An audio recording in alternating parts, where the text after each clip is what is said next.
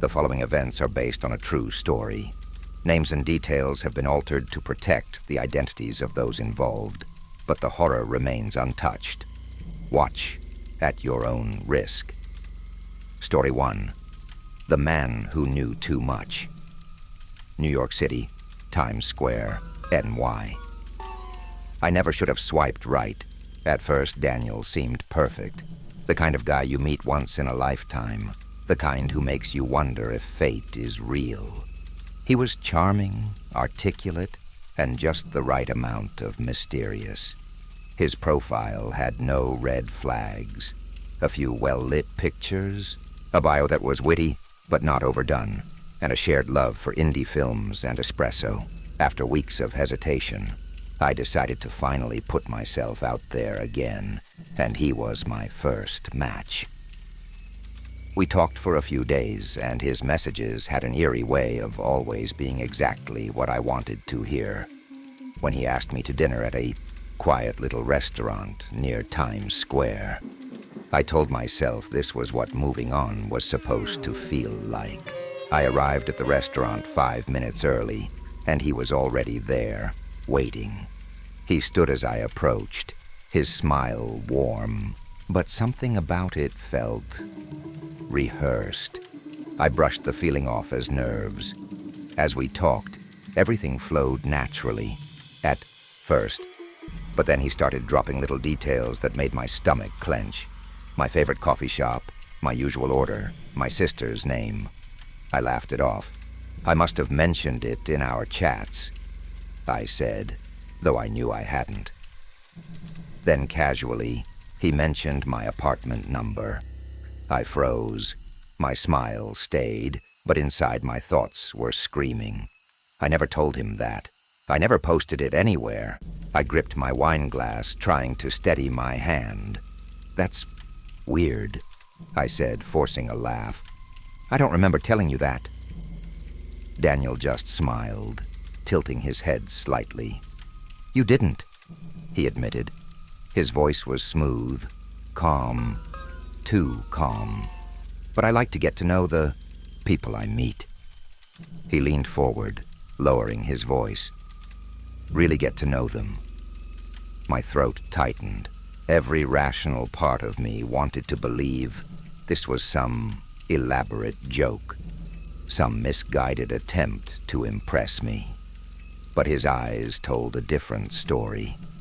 There was something deliberate in the way he watched me, like he was measuring my reactions, cataloging them for later.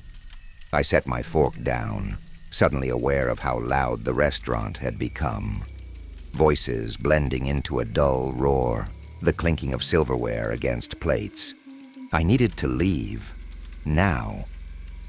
This has been interesting, I said, reaching for my purse. But I just remembered I have an early meeting tomorrow. Daniel didn't move. He just smiled again, wider this time. Are you sure you want to leave? He asked. His voice was still calm, but there was an edge to it now. You just got here. I stood anyway, heart pounding. The waiter appeared, beside me, as if sensing the tension. Everything all right, miss? He asked. I nodded quickly, but as I turned to leave, Daniel spoke one last time. You've tried deleting your profile before, haven't you? His voice was soft, almost playful, but somehow you always come back. I walked out of the restaurant without looking back, my legs moving faster than I intended. The cold, New York air hit me like a slap, but it did nothing to slow my racing thoughts. How did he know so much about me? I replayed our conversation in my head, searching for anything I might have said, any hint I could have given him. But there was nothing. No logical explanation for how he knew my apartment number, my sister's name, even my old attempts at deleting the app. By the time I reached my apartment, my hands were shaking so badly I fumbled with my keys. I locked the door behind me, sliding the deadbolt into place, and immediately opened my phone. The TINDER app was still there. My fingers hovered over it for a moment before I pressed down and held the little menu popping up. Delete app. I tapped it without hesitation, watching as the icon vanished from my screen. A deep breath shuddered out of me. It was over. He couldn't find me now, but the relief was short-lived. An hour later, as I sat curled up on my couch with the TV playing some mindless show I wasn't even watching, my phone buzzed. A notification. I frowned. It wasn't a text and not an email, just a simple Tinder alert at the top of my screen. New match. Say hi to Daniel. My stomach dropped. That wasn't possible. I had deleted the app. I was sure of it. Yet when I swiped down to check my notifications, there it was again. Your profile is active.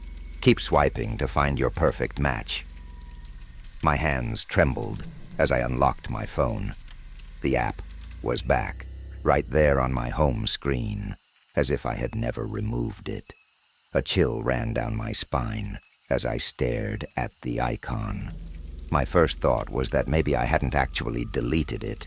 Maybe I had just removed it from my home screen. But no, I knew I had deleted it. My heart pounded as I hesitantly tapped the app. It opened instantly. No login required. My profile stared back at me, unchanged. My pictures, my bio, everything exactly as I had left it. But there was something new. My inbox, which had been empty when I last used the app, now had multiple unread messages. My breath caught as I clicked on them. They weren't from Daniel. They were from strangers, men I had never matched with, and they were responding to messages. Messages I had never sent. My fingers felt stiff as I tapped on the first conversation. The message I had supposedly sent was simple. Hey, you seem interesting. Wanna meet? The guy had responded enthusiastically, asking where I wanted to go. I backed out and clicked on another. The same message.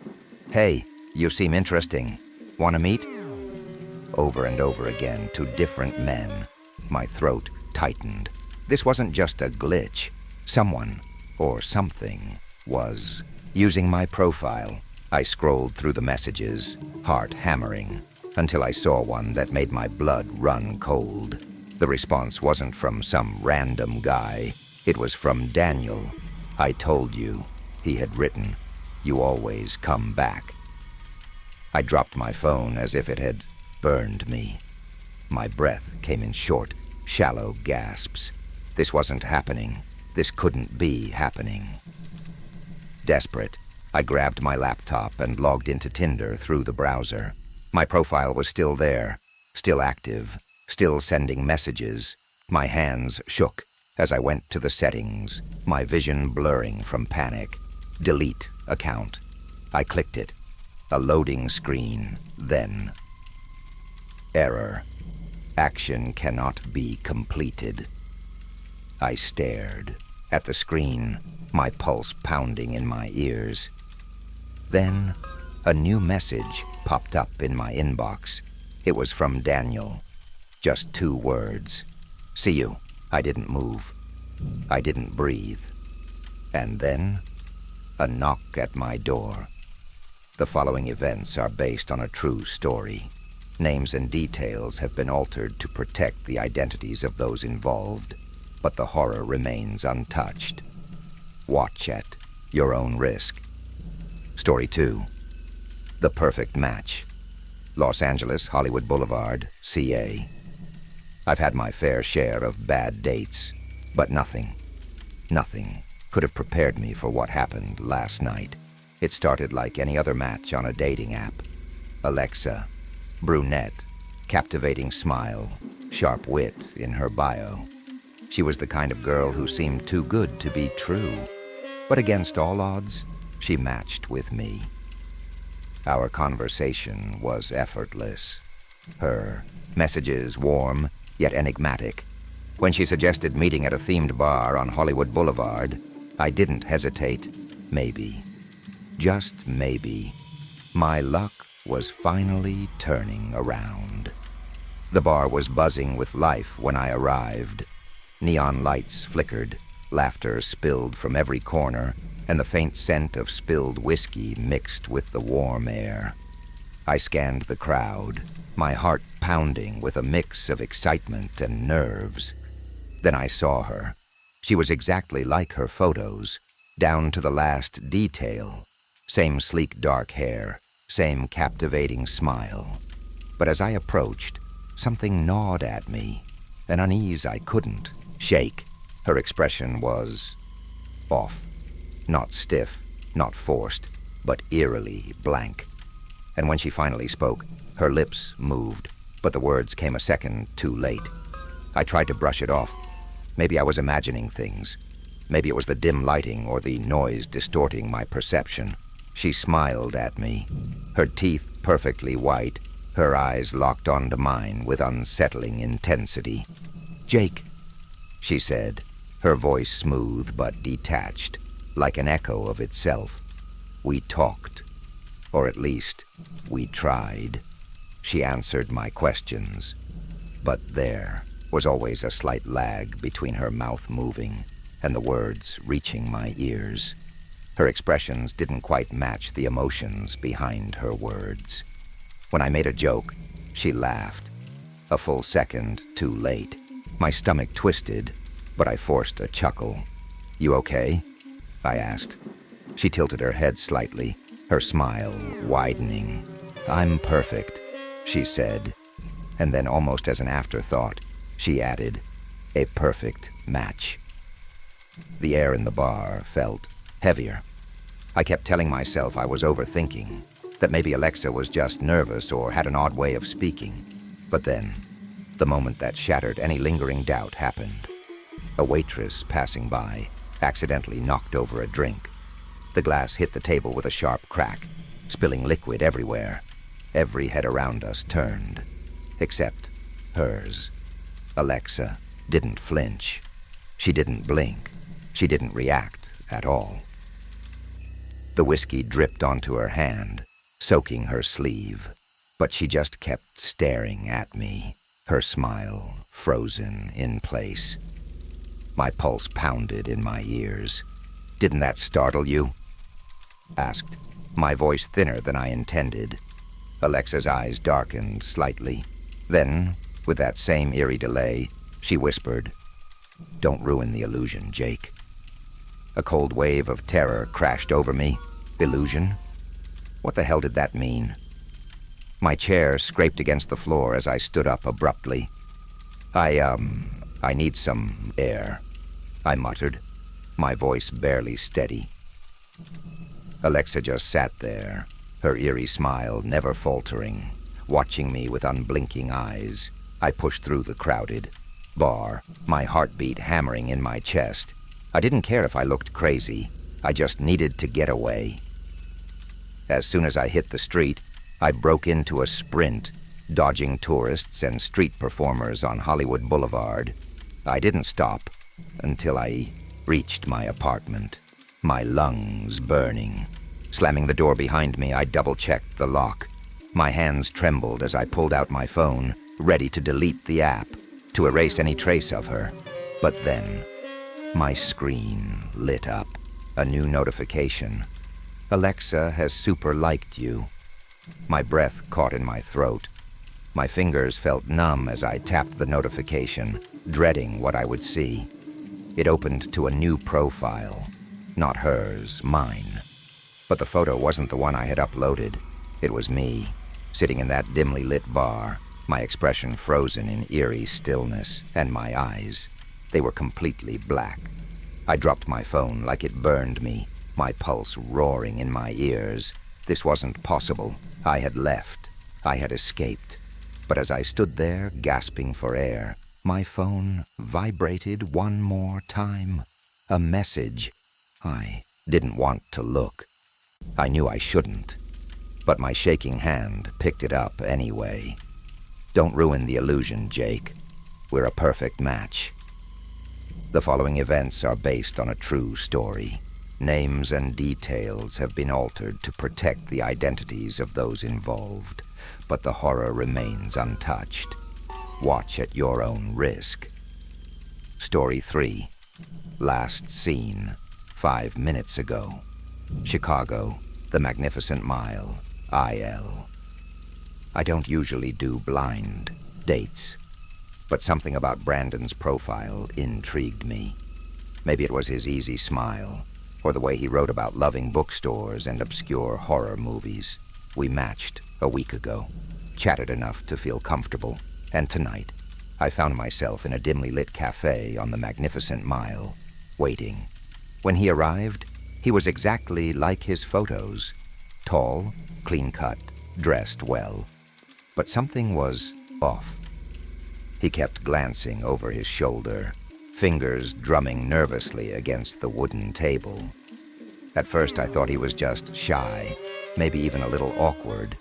But as the minutes passed, his eyes darted to the entrance, the windows, even the other customers, like he was watching for someone, or running from them. I was about to ask if everything was okay when my phone buzzed. A TINDER notification. Brandon has unmatched you. My stomach dropped. I blinked at the screen, confused. Why would he unmatch me while sitting right in front of me? My head snapped up, and before I could say a word, he saw my expression. His face went pale. The color drained so fast I thought he might pass out. I have to go, he whispered, voice barely audible over the cafe's low hum. His hands were shaking. Sarah, He stopped, swallowed hard, and stood so abruptly his chair nearly tipped over. And then, without another word, he rushed out the door. For a moment I just sat there, my fingers still gripping the edges of my phone. The screen dimmed, but my mind kept replaying what had just happened. I had been on bad dates before. Awkward, boring, even ones that ended with a polite excuse to leave early. But this felt different. It wasn't rejection. It was fear. Real, palpable fear.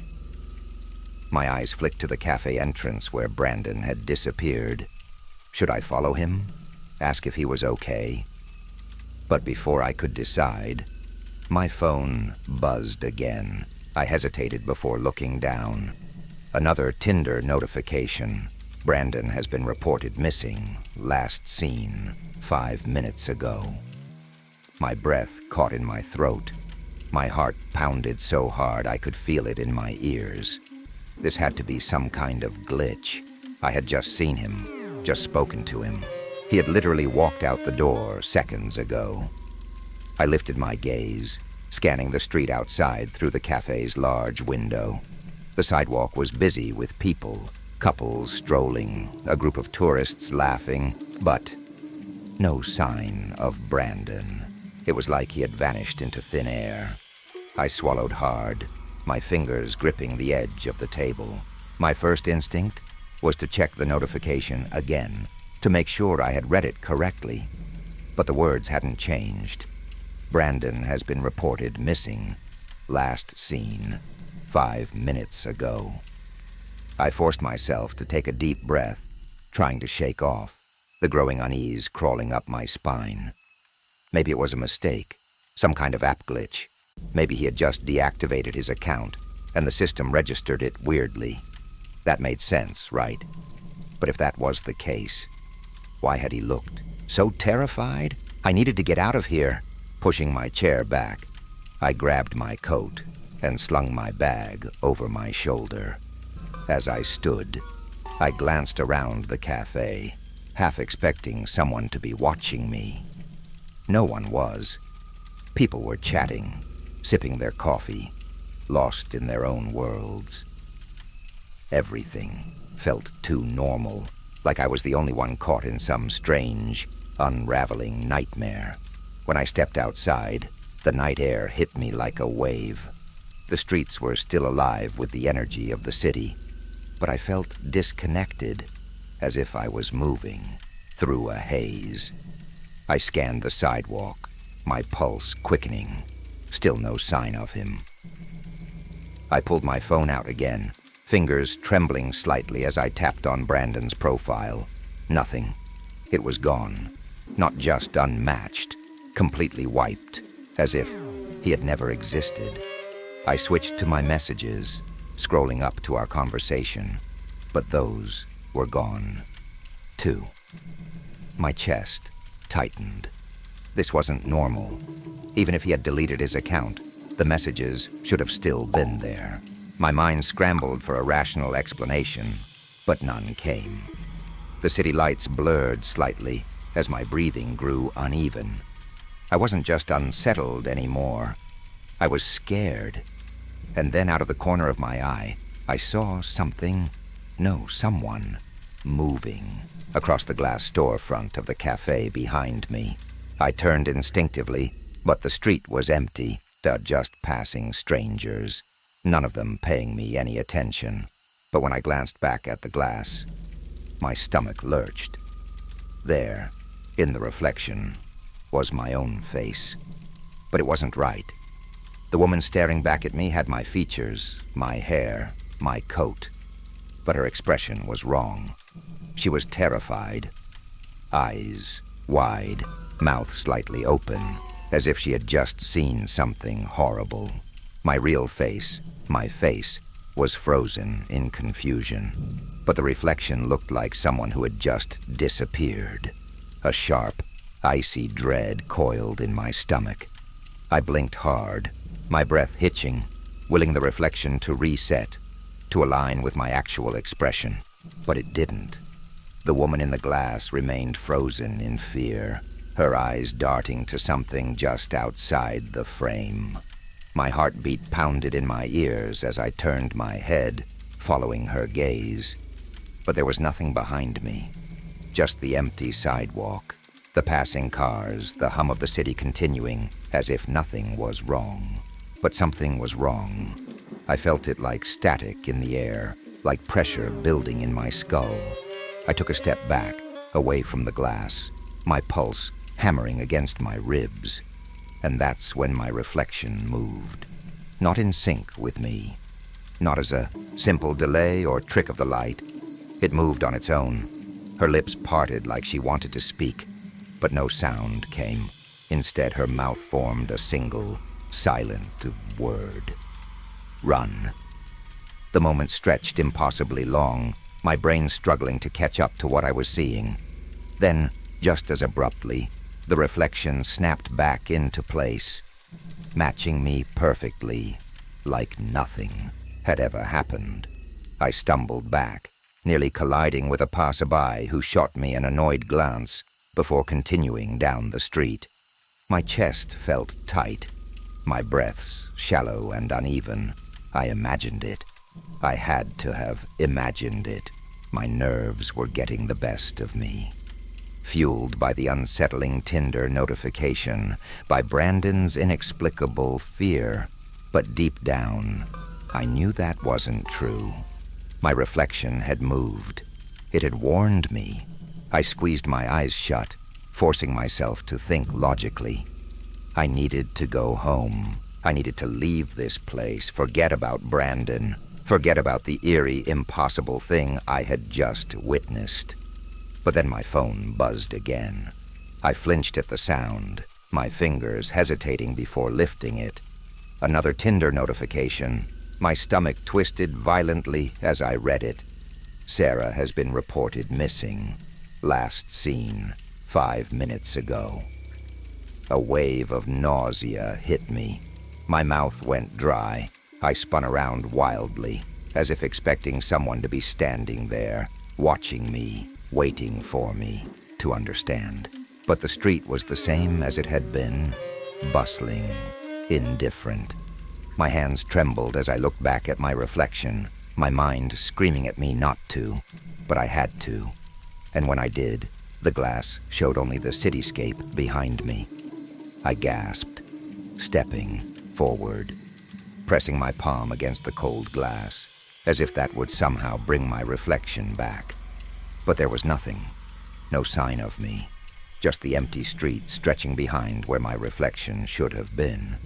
Panic clawed at my throat. People walked past me, their reflections perfectly normal, perfectly there. But mine, gone. I turned sharply, looking down at my own hands, touching my face, my coat, my hair. Everything felt real, but something inside me knew the truth. I wasn't supposed to be here anymore. My breathing came in ragged bursts as I backed away. From the window, my legs unsteady. I tried to speak, to call out to someone, anyone, but no sound came from my lips. My phone vibrated one last time. I barely had the strength to look down. "Sarah has unmatched you." The words blurred as my vision darkened around the edges. And then in the glass, something flickered. A shape, a shadow, my reflection staring at me from the other side. But she wasn't afraid anymore. She just watched, expression blank, as the world around me faded into nothing. The following events are based on a true story. Names and details have been altered to protect the identities of those involved, but the horror remains untouched. Watch at your own risk. Story 4. Don't Let Him In. Miami, Ocean Drive, FL. I should have trusted my gut. The moment I stepped into that building, I knew something was off.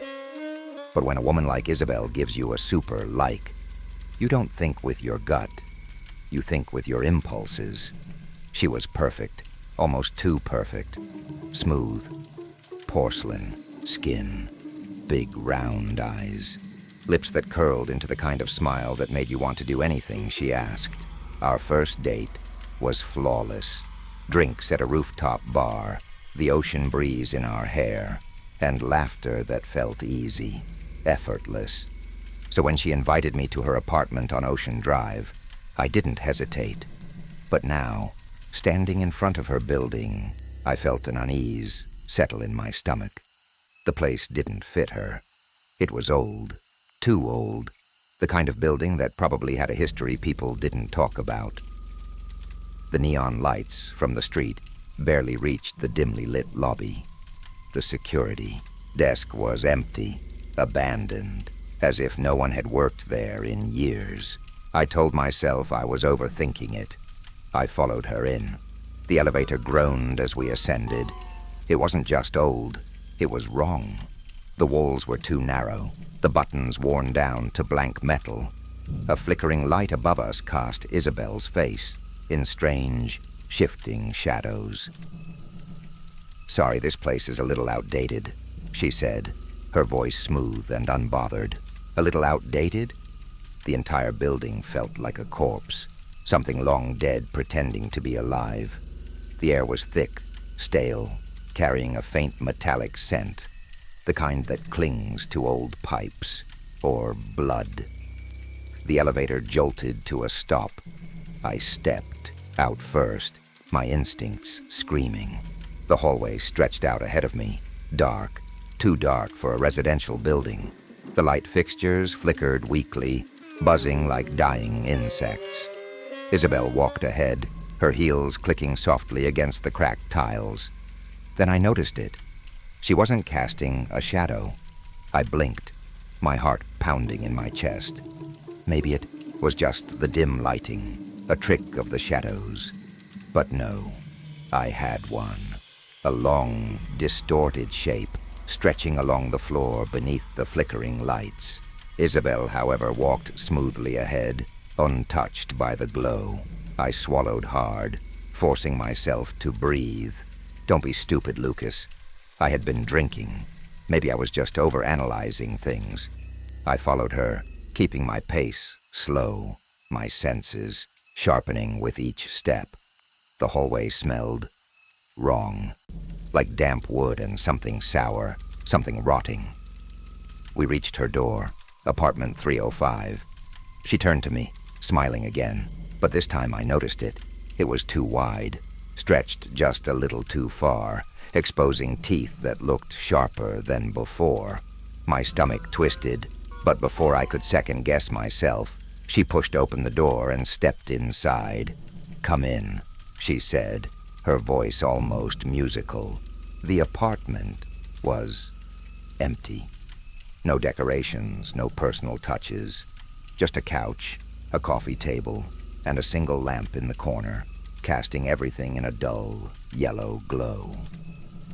The walls were bare, the windows covered by thick, heavy curtains. I hesitated in the doorway.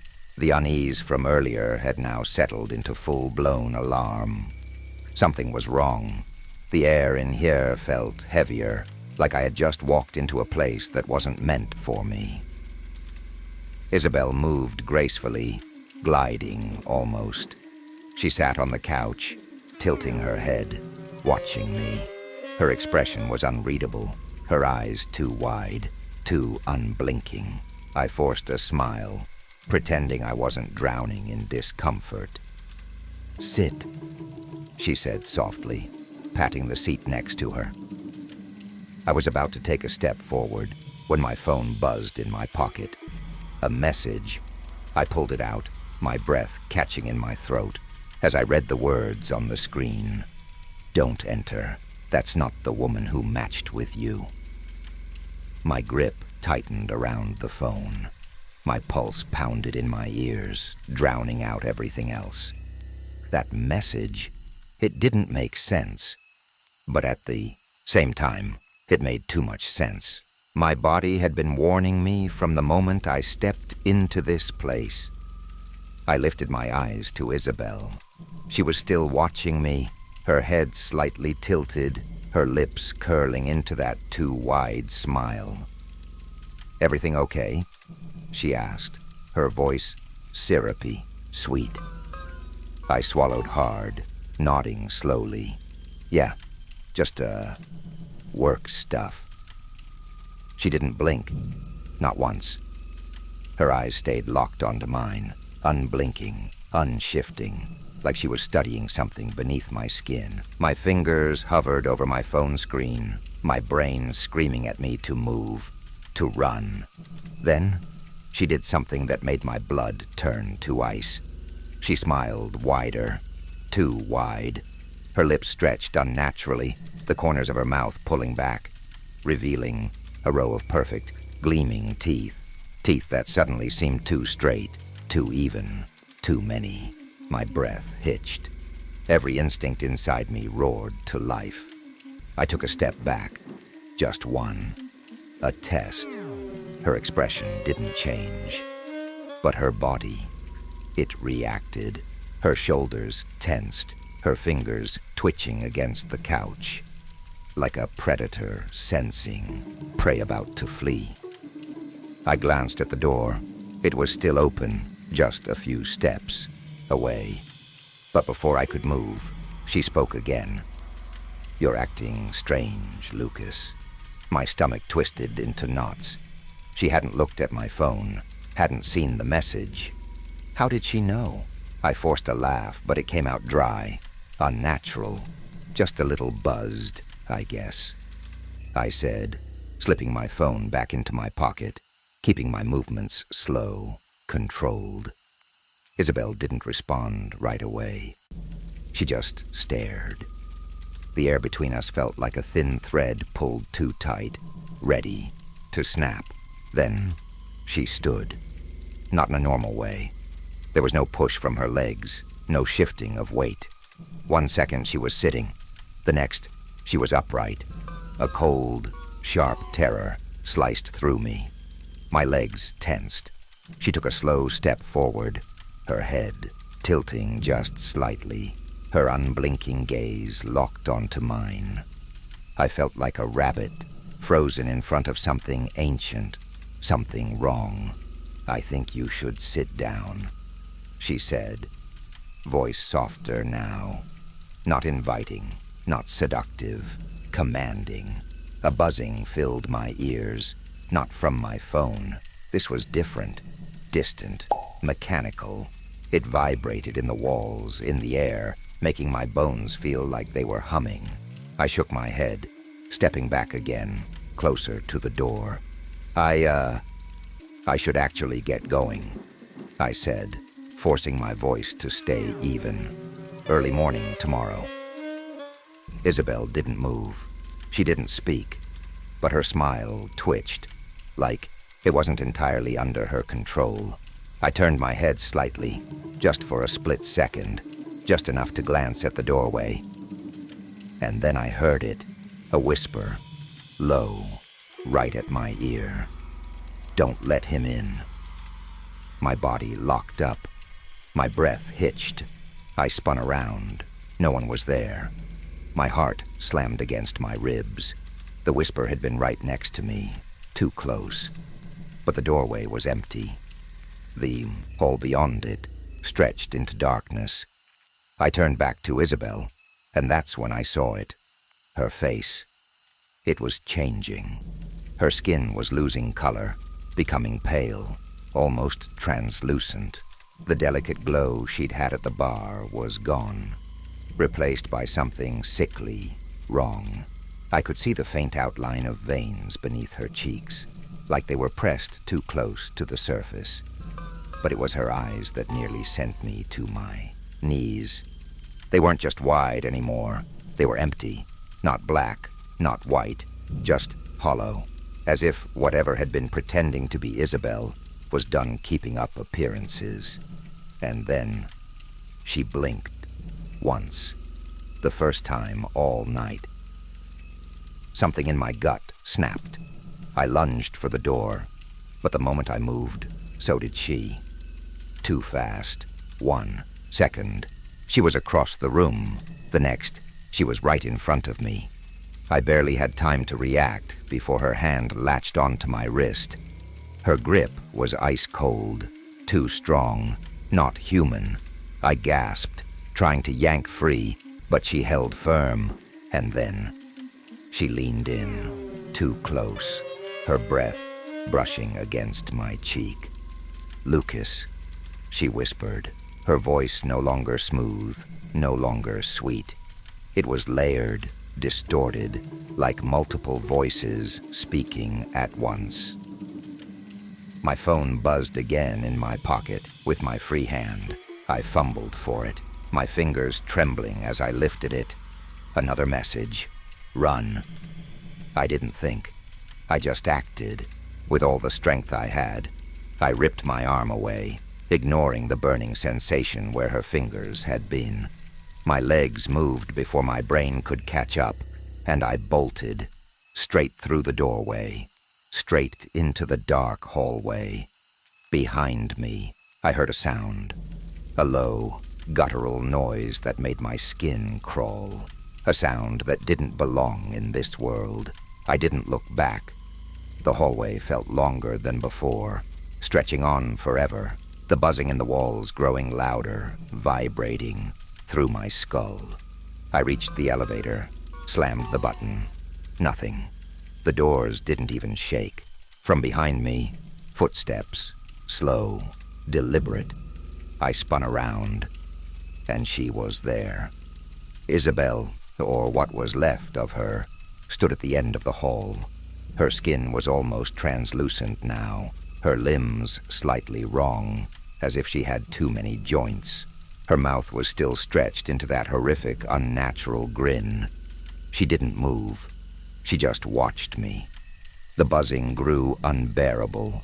The walls around me shifted, like they were breathing, closing in. My phone buzzed one last time. "Do not let him in." My stomach dropped. The elevator door suddenly opened, and inside, I saw myself. The following events are based on a true story. Names and details have been altered to protect the identities of those involved, but the horror remains untouched. Watch at your own risk. Story 5. The Third Profile. San Francisco Golden Gate Park, CA. I don't usually do blind dates. Something about meeting a stranger from an app always unsettled me. But Ethan seemed normal, polite, harmless. His messages were casual, his humor dry but endearing. After a week of talking, I finally agreed to meet him at a small cafe near Golden Gate Park. I arrived 10 minutes early. taking a seat at one of the outdoor tables. The air was crisp, tinged with the scent of damp earth, and fresh. Coffee. People passed by with their dogs. Joggers weaved through the sidewalk, and for a moment, I felt at ease. Then, my phone buzzed. New notification. Ethan 3 has joined the chat. I frowned. That wasn't his username. His profile was just Ethan. I tapped on it, expecting some kind of glitch. The profile picture loaded slowly, pixel by pixel. My stomach twisted. It was him, Ethan. Same dark jacket, same messy brown hair. But his face, a deep gash ran from his cheekbone down to his jawline, raw and jagged. I turned my head toward the cafe's entrance, my breath catching in my throat. Inside, sitting by the window, was Ethan, tapping his fingers against his coffee cup, scanning the room. Normal, intact, no wound. But then, something shifted in my periphery. A figure standing outside the cafe just a few feet away. Another Ethan. He stood stiffly near the glass, eyes locked onto the Ethan inside. Same clothes, same face, but his posture was off. Stiff, unnatural, like he didn't belong there.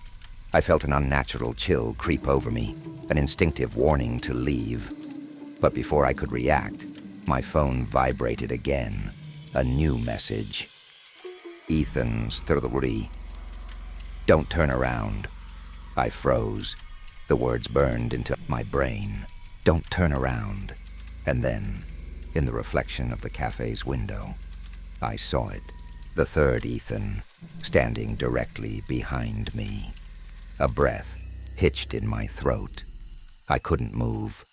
The reflection in the glass was unmistakable. He was right behind me. His posture was wrong, his shoulders too rigid, his head slightly tilted, like he was examining me. The dim light of the cafe illuminated just enough for me to see his expression. Blank, lifeless, unreadable. My skin prickled as a slow, creeping terror settled in my bones. I needed to leave. Now. But my body refused to listen. My fingers clutched my phone so tightly I could feel the case pressing into my palm. I forced myself to take a shaky breath, to act natural. Maybe this was a prank, a mistake, a trick of the light. I turned my phone screen off to remove the reflection, heart hammering. My mind scrambled for explanations. The Ethan inside was still checking his phone, oblivious. The Ethan outside hadn't moved. So who the hell was behind me? Slowly, cautiously, I turned my head. Nothing. There was no one behind me, just the empty sidewalk, the distant glow of streetlights filtering through the park's trees. I let out a shuddering breath, forcing a nervous laugh. My brain was playing tricks on me. That had to be it. And yet, I knew what I saw. The reflection was real. I glanced at the cafe window again, searching for Ethan inside. He was still there, sipping his coffee, scrolling on his phone. Ethan outside hadn't moved either. His gaze remained fixed on the one inside, his breath leaving small clouds of condensation on the glass. I should have left then. Should have walked away without looking back. But something about the unmoving figure outside felt wrong, like a shadow cast in the wrong direction. And then slowly, he smiled. It wasn't a normal smile. It stretched just a little too wide, revealing teeth that seemed too even, too straight, almost artificial. The corners of his lips curled upward in an exaggerated arc, like a mask mimicking human expression but not quite understanding it. My stomach turned. Inside the cafe, the original Ethan still hadn't noticed anything. He was oblivious, focused on his phone, completely unaware that his own doppelganger was staring at him through the glass. I needed to get his attention. My instincts screamed at me to do something, anything. But every option felt like a risk. What if I was imagining this? What if I walked inside and the outside Ethan simply disappeared? Or worse, what if Ethan inside wasn't the real one either? I swallowed hard and forced myself to stand. My legs felt unsteady, like I just stepped off a moving train. The Ethan outside tracked my movement immediately. His head tilted just slightly, like he was studying me, calculating something. I stepped toward the cafe door, my eyes darting between the two of them. My pulse pounded so loud I could hear it in my ears. Just before I could push the door open, Ethan inside looked up. His eyes met mine, and his brow furrowed in confusion. "Maggie?" The moment he spoke, the Ethan outside moved. Not a normal movement. A blur, a distortion, like a skipped frame in a video. 1 second he was standing by the window. The next, he was gone. I sucked in a sharp breath and spun around. Gone. The sidewalk where he had been standing was empty. No sign of him. No footsteps. Nothing. My skin crawled. I didn't imagine that. I know I didn't. Ethan inside was still watching me, concerned. Slowly, he stood, pushing his chair back. "Hey, are you okay?" I hesitated. I didn't know how to explain what I'd just seen. 2 Ethans, and a third one, somewhere, still unaccounted for. The one from the reflection. Every instinct told me to leave, run, forget this ever happened. But something stronger, some twisted sense of dread, kept me rooted in place. I forced myself to take a step forward and pushed open the cafe door. The warmth inside wrapped around me, a sharp contrast to the cold, suffocating air outside. Ethan was closer now, eyes scanning my face. "You sure you're all right? How do you say? I just saw 2 versions of you, and one of them smiled like a mannequin." I fumbled for words. I thought I saw someone outside. Ethan glanced toward the window. "Yeah? What did they look like?" I hesitated. "Like you. Exactly like you." Instead, I just shook my head. "Never mind." He studied me for a beat longer, then nodded toward the counter. "Let me grab you a coffee. You look like you've seen a ghost." He chuckled softly and turned toward the barista. My eyes flickered back to the window. I scanned the sidewalk, half expecting to see that unnatural grin again. The sidewalk was still empty, but in the glass, a third reflection stood behind me. I stopped breathing. The cafe was well lit, the reflections in the glass crisp and clear. There was Ethan's reflection at the counter, the barista moving behind him, and then, behind me, him, Ethan 3. The gash on his face was deep, raw, like torn flesh exposing something underneath that wasn't quite human. His eyes were locked on mine through the reflection, unblinking, his expression eerily neutral. A primal, ice-cold terror settled in my chest. He was behind me, but I couldn't hear breathing, couldn't feel movement. If I turned around and nothing was there, I might lose my mind. If I turned around and he was, I didn't know what would happen next. My phone buzzed in my trembling hand. New message, Ethan 3. With a shaking finger, I tapped the notification. Ethan 3. He's not who you think he is. My throat tightened. I could hear Ethan at the counter, ordering my drink. Like everything was normal, like nothing was wrong. The reflection remained. The third Ethan, the wounded one, the one that shouldn't exist. He's not who you think he is. Was he talking about the Ethan at the counter?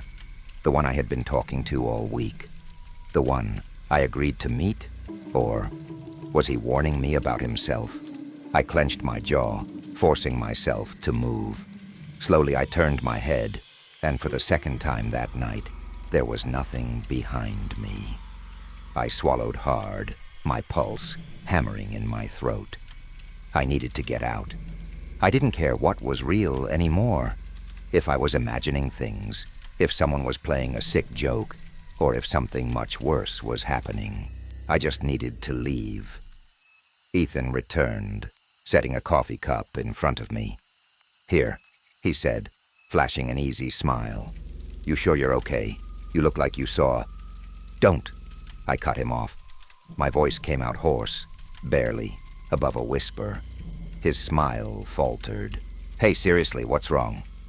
I stared at him, searching his face for any sign that something was off. Was this the real Ethan? Was there a real Ethan? The reflection was gone. The street outside was empty, but the warning still buzzed in my skull. "He's not who you think he is." I stood abruptly, nearly knocking the chair over. "I have to go." Ethan blinked. "Wait, what?" "Maggie, hold on." I didn't. I grabbed my phone and bolted toward the door, shoving past the lingering warmth of the cafe into the cold night air. My breath came in uneven gasps as I rushed down the sidewalk, my only thought getting as far away as possible. But as I passed the cafe window, I caught one last look inside. Ethan was still standing by the table, watching me leave. But his reflection in the glass? It wasn't moving. It stood there, frozen, staring straight ahead, and it was smiling.